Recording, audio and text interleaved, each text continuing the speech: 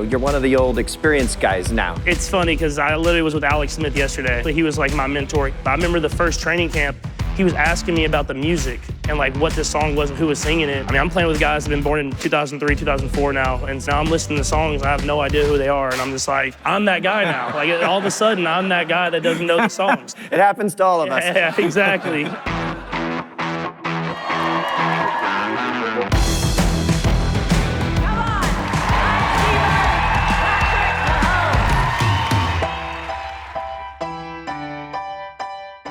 Hi, everybody. Welcome to Sidekicks Conversations. I'm Mike Sievert, and today I'm coming to you from T-Mobile's Overland Park, Kansas headquarters. And as you can probably hear, we have a fired up crowd because I am joined today by none other than two-time MVP of the NFL and three-time Super Bowl champion, Patrick Mahomes.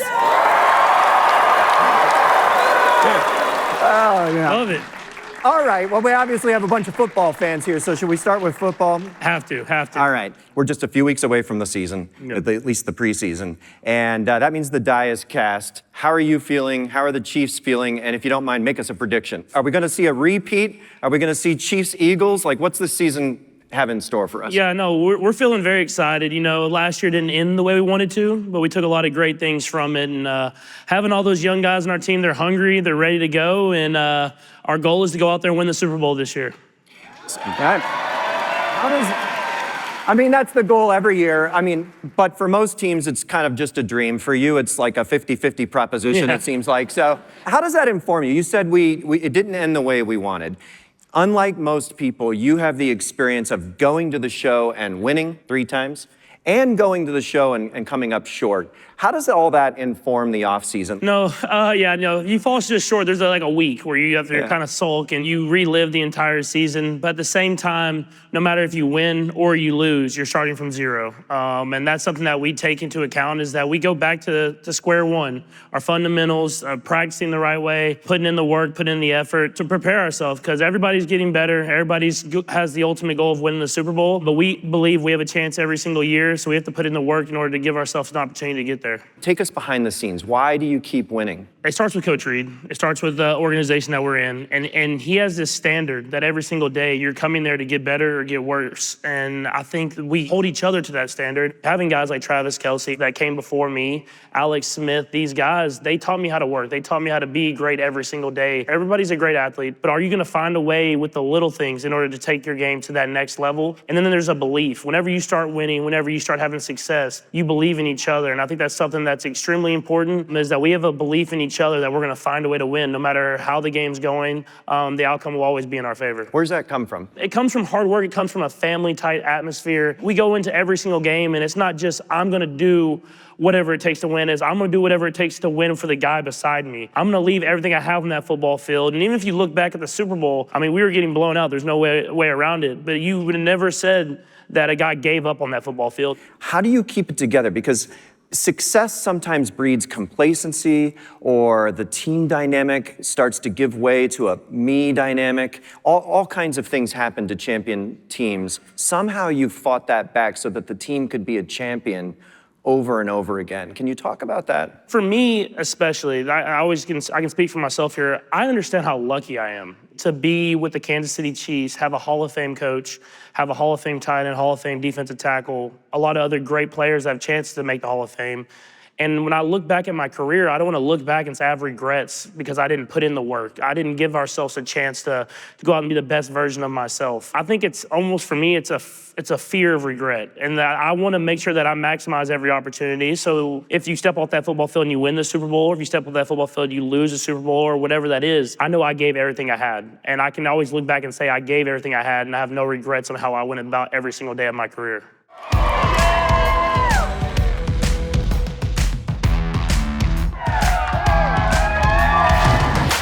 Your position is a leadership position, so it's not just about you, it's about how you convey a platform for the team. And I feel like when we watch you, we see you not make it about yourself. You're always deflecting, as the compliments come in and people want to make it about you, you seem to always deflect that.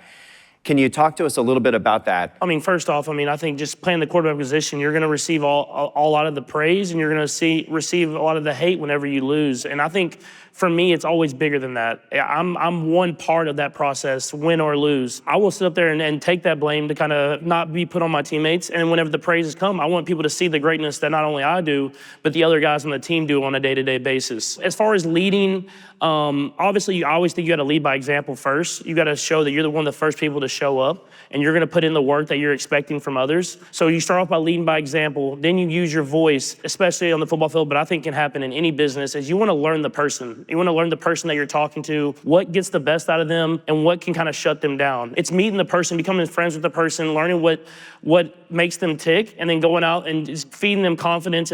Sometimes that is yelling at someone to get them to play a little angrier, but sometimes that's just boosting someone up and getting the best out of them on that day. And you have to know the person if you want to go out there and be the leader that you want to be. What about filtering out noise? You're on the world's biggest stage in sports, or one of them. And outside of this town, not a lot of the country was rooting for the Chiefs maybe last year because you win so much.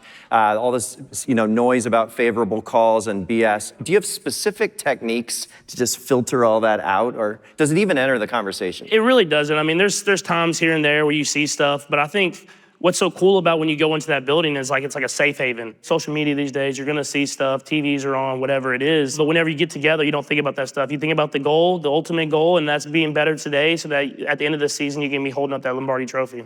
What about as an athlete? Do you rely on technology? I know you're interested, you're an investor in tech for athletics. How do you think about that space? Can tech help athletes become better? For sure. I mean, 1,000%. How much studying and stuff goes on in the NFL as far as film study when you're at home, film study when you're on the plane, on the sideline, whatever that is. It's such a huge part of the NFL nowadays. I have a Whoop, which I wear all the time, and it tracks all my practices, it tracks all my games. So then when I go in the off season and I train, we try to mimic that, put me in those stressful situations so that I'm prepared for those moments. And how am I going to control my breathing? How am I going to get an extra set and get an extra rep? And so the technology's in all our pads now, and it helps cutting down on injuries and showing when guys maybe in the kind of that threshold where they might pull a hamstring and stuff like that. And so I think as we continue to evolve with tech, it's going to continue to help the game of football in every single aspect of the game. One of the things T-Mobile fans have noticed is that you're with us, and it's been so fun to watch you. And by the way, you do this with a few brands. You're great on camera. Like, what made you decide to start spending time,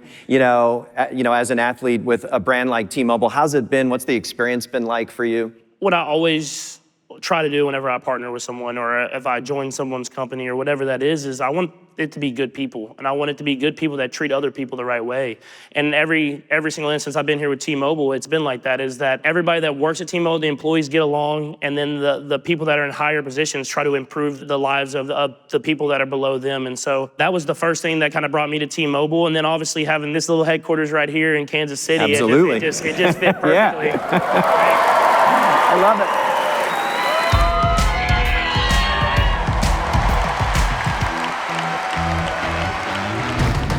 Speaking of giving back and caring about other people, that's also a legacy you've started to build over the last few years. I'm a marketing guy, so I'm just going to tell you, I really love the name 15 and the Mahomies. I think that's awesome.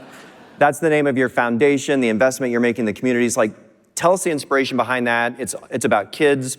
What drives you in your philanthropic work? First off, the reason that I started 15 of the Homies was there was this kid named Luke Siegel who was the tennis coach's son. And he got into a tragic golf cart accident and was permanently disabled. You could see him fighting. You could see him trying to do whatever he can to rehab and go through these different things. And I had known him before the injury happened and then tried to kind of stay in touch with him and his family after the injury. He passed away a couple of years ago now. And I think just me seeing his fight, it gave me the idea of I want to help kids that are kind of in his position. And if I'm given this platform, why not do good with it? I started off with helping kids that were in hospital with chronic illnesses or injuries of that sort. And then as I got to Kansas City and they embraced this foundation, I was able to start helping out kids from underserved communities as well and educating kids. And I wanted to give kids opportunities to achieve their dreams. Stuff like Read for 15 and keeping kids reading and at a high level, or Volunteer for 15. It's been cool to see young kids going and volunteering in their community. And I think in the long run, this will make our community so much better. And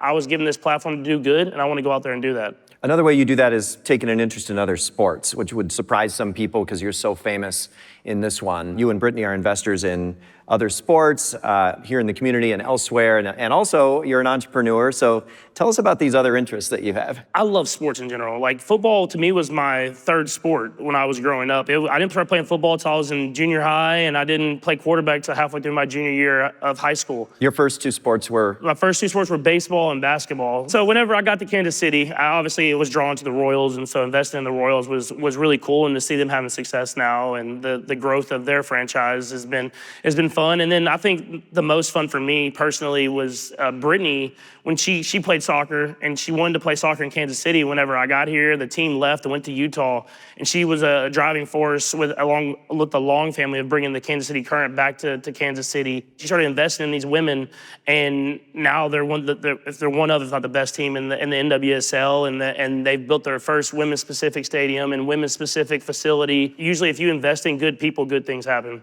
Okay, you mentioned kids, you mentioned Brittany. So you're a father. Yes. In fact, didn't you just have your third recently? We just had our third. Okay, 3 kids. Talk to us about your fatherhood journey. How does it affect you as a person? How does it affect you as a man? Maybe even as an athlete and leader? It gives you just such a different perspective, and I think anyone here that has kids can understand that. Even when you're having a bad day, or if you're tired, or whatever that is, when you come into the house... But they're who makes you tired. That too. But whenever you come into the house and you see that smile on their face and they want to play or they want to go run around outside, it's like it just brightens your day, and it shows that the little things in life you can't take too seriously. It's about the main things, and that's family, and that's going out and just being the best person you can be. And I think me and having fatherhood now and being able to come home and hopefully be an inspiration for them of how if you work hard, you can achieve anything you dream of. That's my ultimate goal in life. Well, if there's been a through line to Sidekicks Conversations over these past 20-something episodes, it's been leadership. And that's a topic that's really important at T-Mobile as we lead this global industry. And I have to tell you, just the chance to talk to you and hear the insights that you bring as one of the world's great athletic leaders, it is such an inspiration. Pat Mahomes, thank you for being with us today. Yeah.